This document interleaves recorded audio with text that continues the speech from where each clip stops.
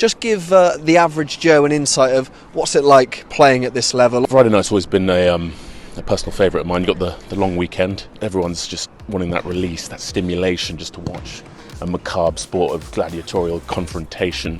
And you feed off that as athletes. Like, you love it, love it, love it, love it, love it, love it.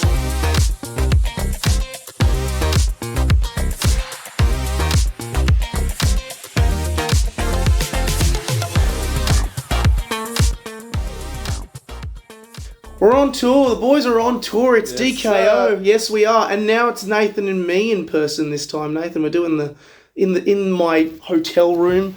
Yeah, yeah, I know. Don't give it away, that. Yeah, no, it sounds sus, doesn't it? But it's currently 20 past 10 at night. We've just come back home from the first match of the British and Irish Lions. Before we talk about the result, which of course all of you know, it was 54-7 to the British and Irish Lions over the Western Force. Tour started. Yeah, we're on the board. We're on the board. Like, it's something which I love that opener in terms of just, there's something different about Lions crowd. Like, I was walking around the city yesterday and you start seeing a bit of the red and a bit more rocks up in the afternoon. But once I sort of walk to the ground and you just see, it's just the sea. It is crazy. Like, it's an overused trope when it comes to crowds, but they are everywhere and they are the nicest people and they are just there to have a good time, and it just creates such a fun atmosphere. I think, 56,000? 46,656. I've said that like 4 or 5 times tonight. That's right. Yeah, but biggest crowd in Western Force history, beat it by 11,000. Yeah, which was in the last game. Unreal atmosphere, great tone setter for what's to come in the next 6 weeks.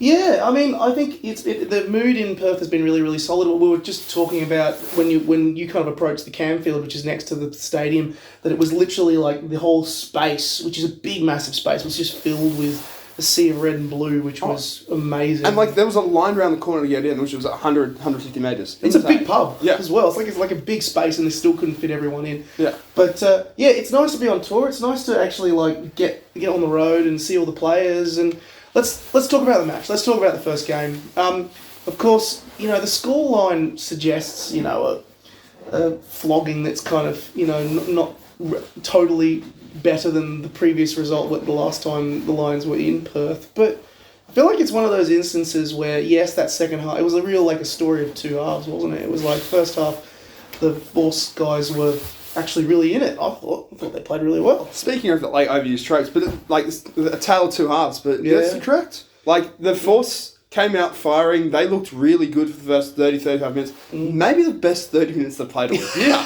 Crazily enough. How much did Peach cut through the line? Actually? All right, we got to talk about him. Like that was a perfect Wallabies audition for Dylan Peach. He was amazing. I think first half had 6 tackle busts, 2 line breaks, 2 offloads. He looked amazing. Him and Matt Greeley were great.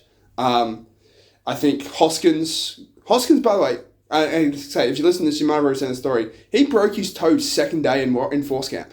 No, I didn't know that. Yeah. Where? Oh, So he played with a broken toe. Yeah, his little toe was broken, and he delivered a very solid 60 minutes. Yeah. But yeah, it just felt like they were in the fight for 40-45 minutes, and then as soon as they scored when Pollock was in the bin, it was like there's our chance gone, and then it just went wide open. It was so disappointing. I was kind of like, because it genuinely felt like they matched them in the physical contest, and I feel like they kind of did for most of the game, like the actual physical battle. And even the kicking battle, I thought the Lions kicking in the first half was actually really, really solid, and actually was a major part as why the Force didn't score as many tries as they did when they were cutting them to shreds. It was just the 2 things that I thought the Lions did that really just kind of flipped the game was, it was their rush defence got a lot better in the second half, which basically meant that it kind of put a lot more pressure on the Force's attack.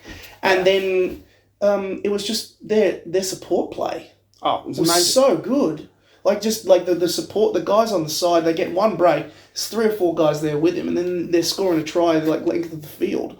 I think Williams' second try, that 80 metre effort was just insane, even though it ended up with him doing a hammy by the looks of it.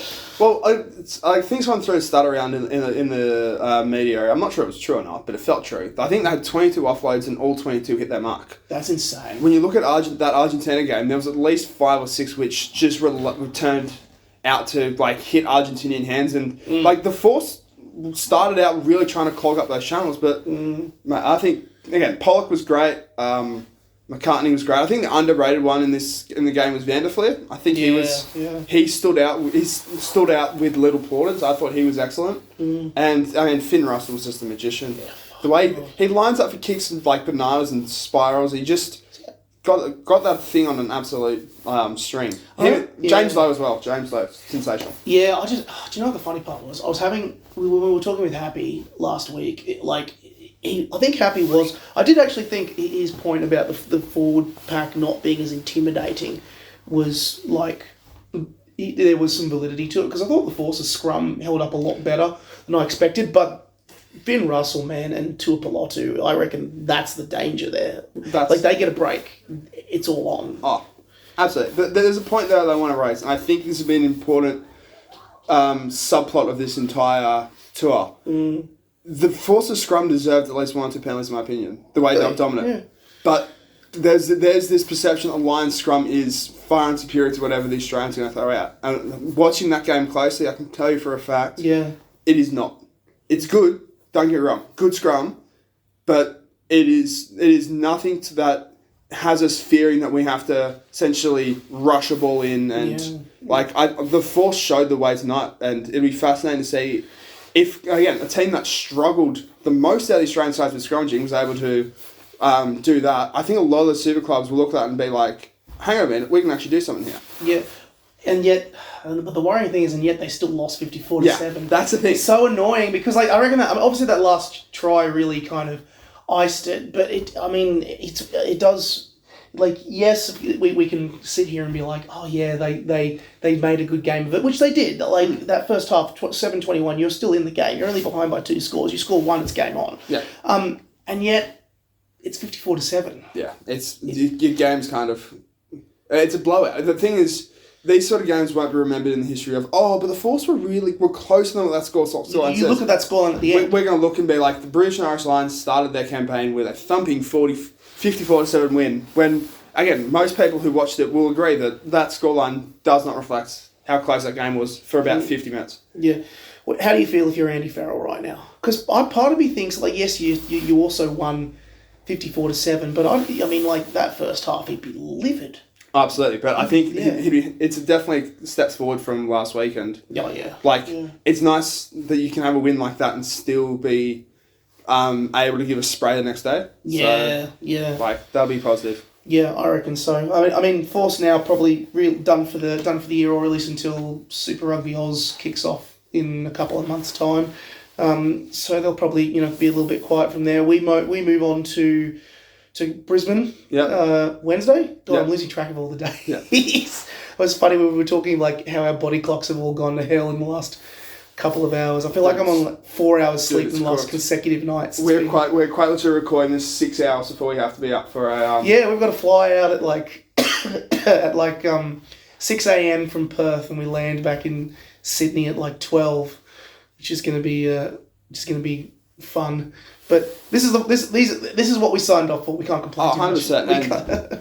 I mean, and let me throw this back to you. As somebody this is the first game covering in person, what was that reaction like, being able to actually soak it all in and great take on the madness? Bloody fantastic. I took some time. I did kind of like before the game started. I went took some time to film a few moments, but then just kind of walked around the ground, saw the crowd accumulate. And it was infectious. It was great. I had a great time. I can see now why you enjoy it so much, because it was like seeing all the faces and everyone having a good time. It was amazing. I loved it.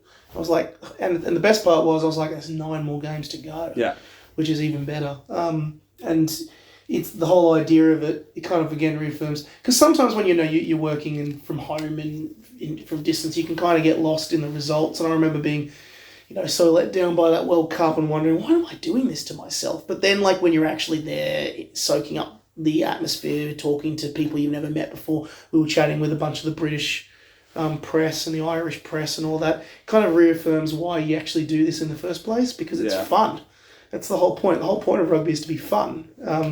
And even if you don't lose or win on the day, the idea of going to a game together is kind of the joy in it. There's something that you can't replace. There's something special about this whole kind of once in a generation tour, and like, for those that have got tickets for these events, I will tell you it is absolutely lives up to the hype. For those that don't, I get on board in terms and no, it's more of like, when the Lions are in whatever city you are, embrace the atmosphere around it. Embrace the fact that your city will be full of red.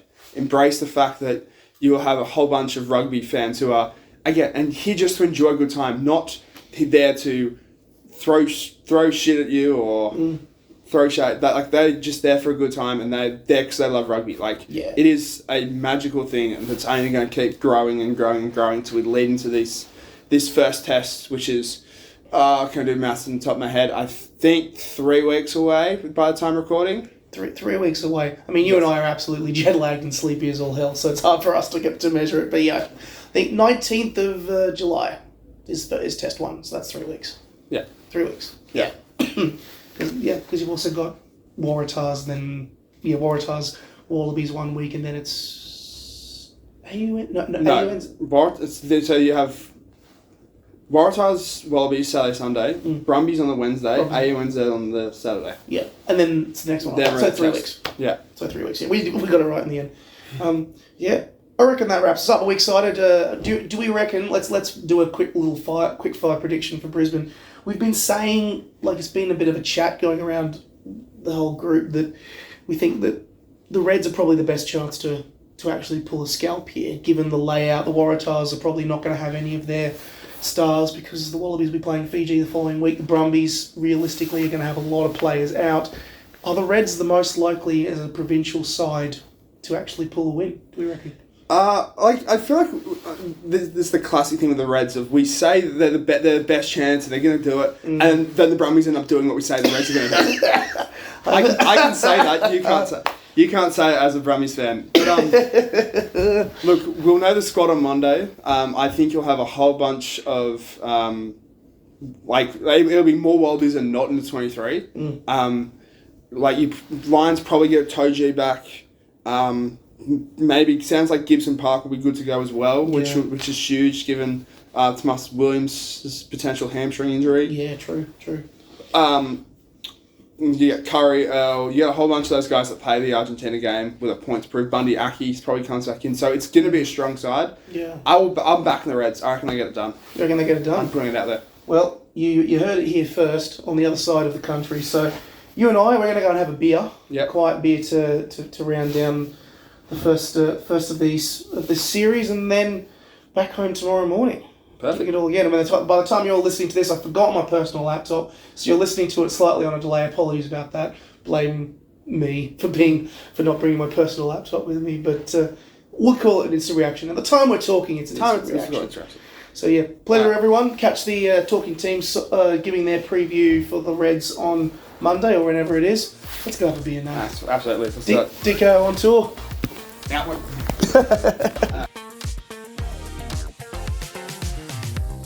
We've got another week to get back on the horse and take that horse to the water, and you can ask that horse, you can say, hey horsey, do you want to have a drink or do you want to swim? Yeah, and it's up to that horse to then realise what he wants to do in his life.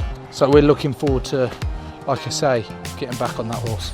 And are you looking forward to getting back on the horse 6 months since we last saw you? I don't like horses, I can't ride. Give myself an uppercut.